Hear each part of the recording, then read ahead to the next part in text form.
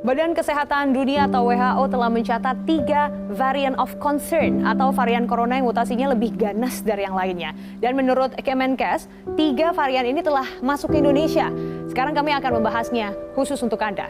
Sejak 31 Mei 2021, kasus harian COVID-19 di DKI mencapai angka 1.000. Angka ini menjadi kewaspadaan warga dan tim Satgas DKI tentang pentingnya menekan laju penularan virus.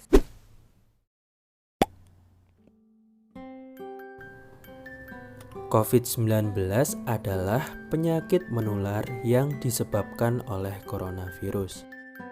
Virus ini baru ditemukan pada Desember 2019 di kota Wuhan, Cina. Sebagian besar orang yang terinfeksi virus COVID-19 akan mengalami penyakit pernafasan baik itu ringan, sedang, bahkan berat.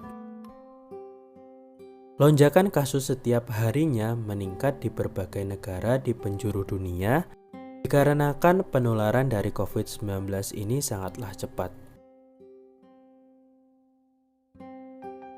Virus COVID-19 dapat menyebar sangat cepat melalui adanya kontak langsung dengan penderita COVID-19. Kontak langsung yang dimaksud bisa berupa berjabat tangan dengan orang yang terkontaminasi. Kemudian kita menyentuh area mata, hidung, dan mulut. Virus COVID-19 bisa menular melalui droplet ketika kita bersin dan batuk. Kemudian menempel pada tiang bus, meja, handphone, dan benda lain sehingga kita tidak sadar menghirupnya. Ada beberapa gejala yang timbul apabila kita terinfeksi oleh virus COVID-19. Gejala yang umumnya muncul adalah kita akan mengalami demam. Biasanya demam ini di atas 37 derajat. Yang kedua, kita akan merasakan batuk kering dan sangat tidak nyaman pada tubuh kita. Bila Anda merasakan sesak napas, segeralah periksakan ke dokter. Kehilangan penciuman juga merupakan salah satu tanda bahwa kita bisa terpapar oleh COVID-19. Munculnya ruam merah juga bisa diindikasikan bahwa kita sedang terpapar oleh virus COVID-19. Ternyata dalam Islam terdapat hadis apabila kita tertimpa suatu musibah.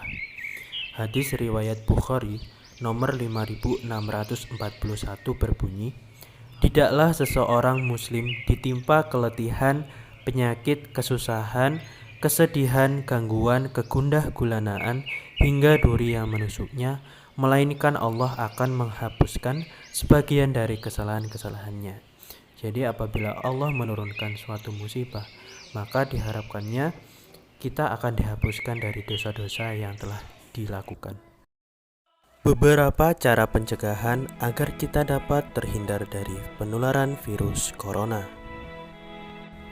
Gunakanlah masker bila kita sedang melakukan aktivitas di luar rumah, karena dengan maskerlah udara dapat disaring dan virus corona tidak dapat masuk melalui hidung.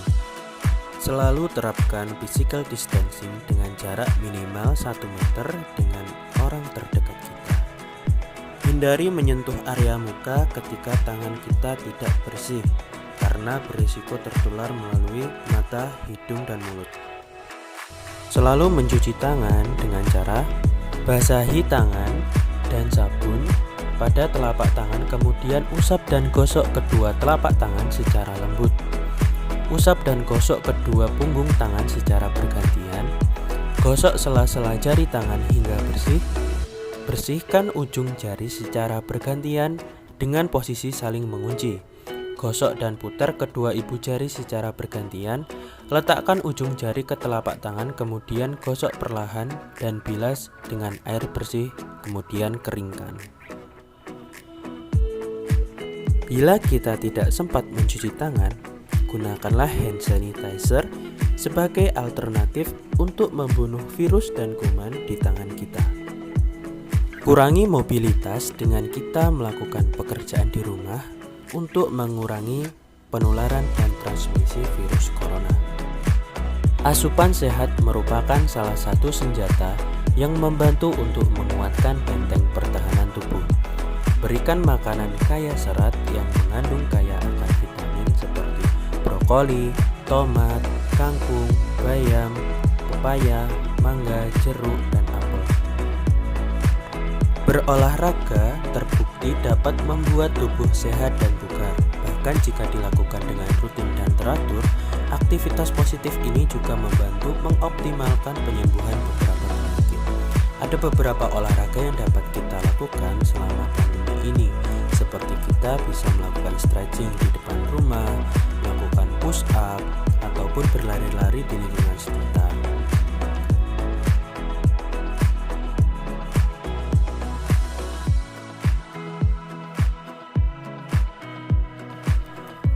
Mari cegah penularan COVID-19 dengan menjaga protokol kesehatan, menerapkan pola hidup bersih dan sehat, dimulai dari diri kita untuk orang tercinta agar tetap sehat dan bahagia.